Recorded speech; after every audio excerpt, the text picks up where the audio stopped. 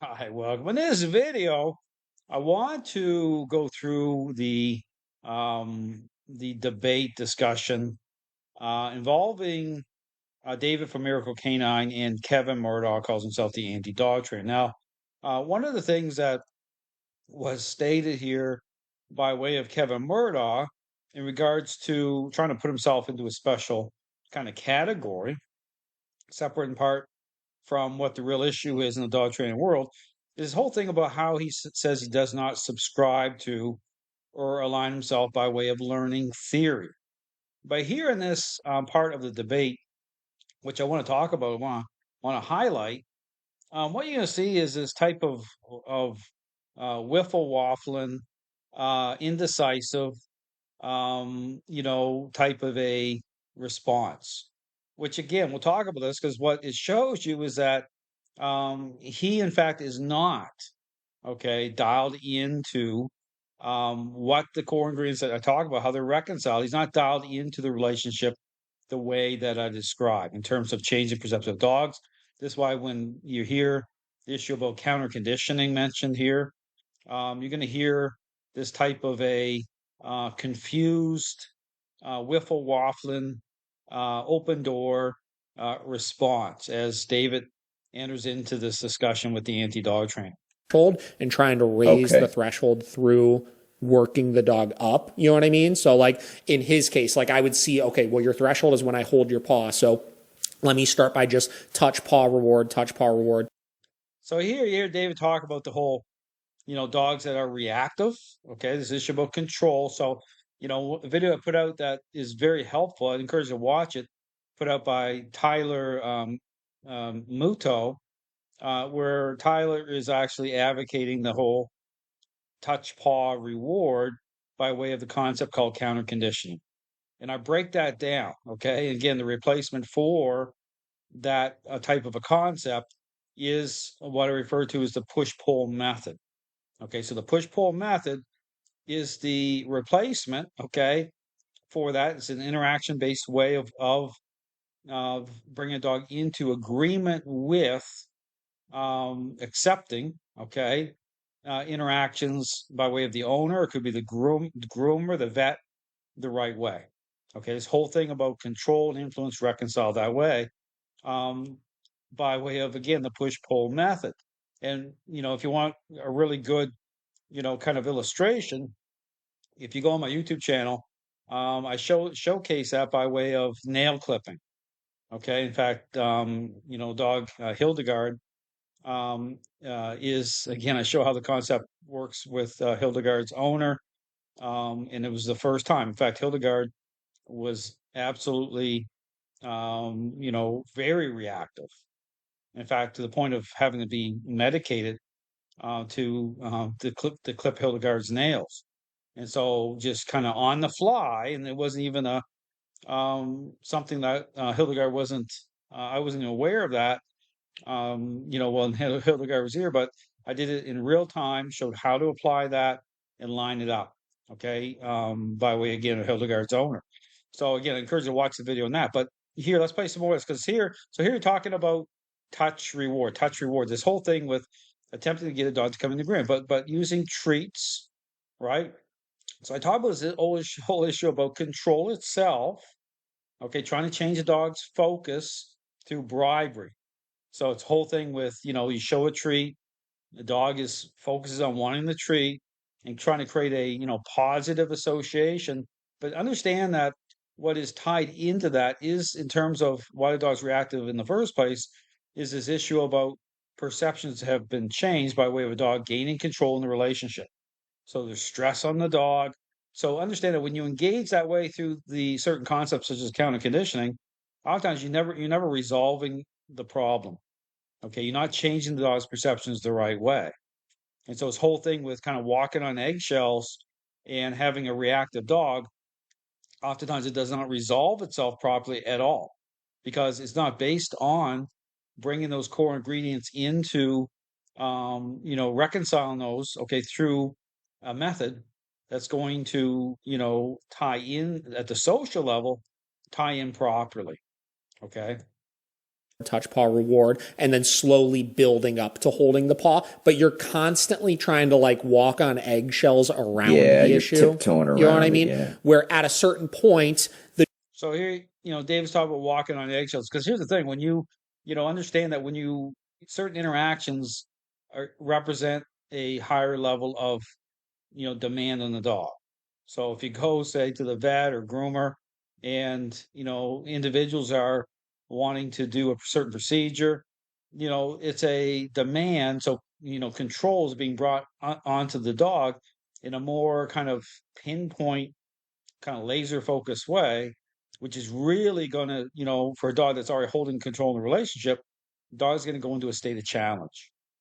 Okay, so again, people are looking for ways to kind of resolve this, but understand that, through how you proceed in the relationship, the proper way to do it is for the dog to come into agreement through the roles themselves, defining the roles properly. Okay, the dog accepting through your role. And again, by way of control and influence, affecting, okay, the dog's state of mind in a way which the dog's just going to let it go. Okay, the stress comes off the dog lets it go. the dog has, or not a certain point, constantly, the dog never learns that there are going to be some situations where I still just have to do this, but I can make it a more positive experience for me. See, that's the whole thing. I have to do it, but I can make it a more positive experience. But the positive experience part, understand, get this issue about using treats, try to make a positive experience. The whole thing about how that ties into the relation to emotion, the treats, okay, associated to that, and the issue about control itself. You understand it's a bad cocktail mix, okay, to reverse it, okay, when you do it that way, because again, it's understandable clarity, okay, clear messaging. It's a type of conversation, okay, that needs to happen the right way. It'd be like engaging a selfish child through you're bouncing back and forth between the permissive parenting style and the authoritative parenting style, and you're trying to negotiate and bring certain themes in, such as bribery, accommodation, negotiation, while you're trying to resolve a certain issue that the child's got a bad attitude. Okay, try and negotiate. If you ever tried that, okay, it doesn't go down too well typically. If a child is trying to again manipulate, and basically it represents that, hey, I'm, parents not really serious. I'm still in control here. So understand, it's not about being over the top either. When you watch the push pull method, okay, how I'm doing it, okay, it's done in such a way that you want the dog to come into agreement. So it's not something that's meant to be over the top. Okay, it's meant to be done in such a way in which a dog, understands intent. So intent is one of the big words too. For you, right? So I take Okay. that approach with my counter conditioning, if you will, as I opposed got to you. the traditional sense of it. And that's where my Yeah, and problem with counter conditioning lies. okay. Yeah, and I would say for something like that, it has its place in, if my dog just has a natural aversion, just like a genetic aversion to Yeah, some. So here it is, right here, this whole genetic, right? Is predisposed genetically. Well, where have you heard that language before? Okay, you hear it from trainers, and you hear it from force-free trainers as well. Okay, it's their out. Okay, understand it's their way to get out from underneath. The blame shifting part, right? So here, you hear that as soon as you hear that type of language, understand that that represents that the trainer is not dialed in. Okay, it's like a cautionary tale when you hear that, genetic type of thing brought up. Because understand something here. When you talk about, dogs that, when you talk about genetic issues, if a dog has a genetic issue, okay, it's not going to line.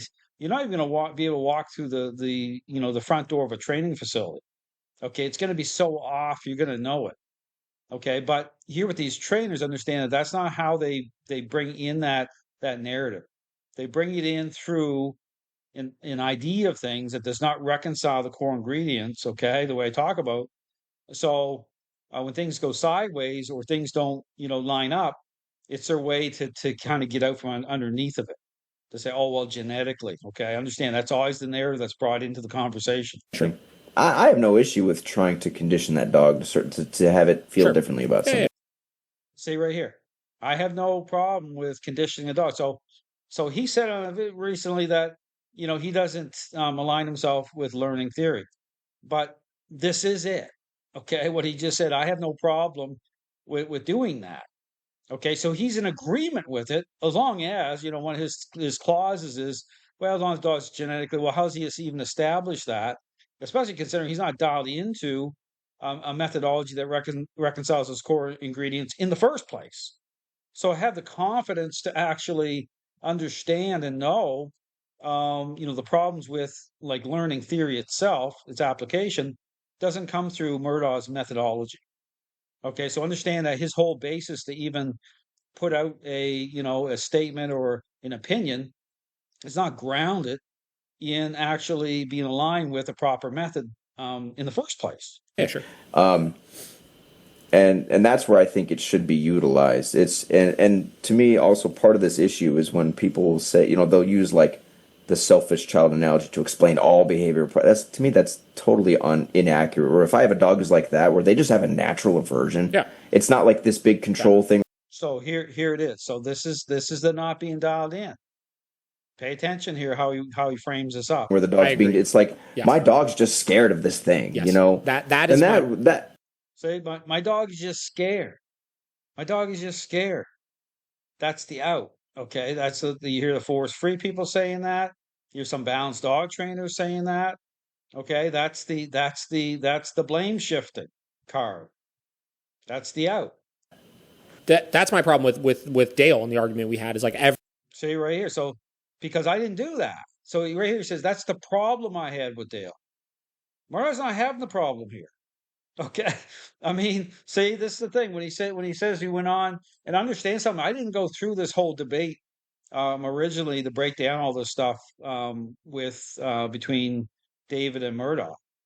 But I went back in when he said about learning theory here recently to say, okay, let's take another look at this. What was actually said in the debate? So he's contradicting himself here. Everything is like dogs are just trying to get their way on you, which I don't. Yeah, I don't see that to be the case agree at with all. that. See, dogs are trying. Yeah, I'm saying that dogs are social animals. The issue about strength and weakness defined through the relationship, everything ties into that. Okay, but for trainers, even like this is what was the point of contention when I went on to, the podcast, the debate had a debate with Miracle Canine. Because here's the thing, I went through all the controversies, right? Think about it. I went through all including the bonker, controversy with Gelman. Well, kind of interesting how, like after I had that debate, well, guess what controversy that Miracle Canine was caught up in? The bonker. Okay, so, and even hear recent statements with Kevin Murdaugh talk about he's tired of talking about or hearing about the controversies because he doesn't want to consider the controversies a certain way.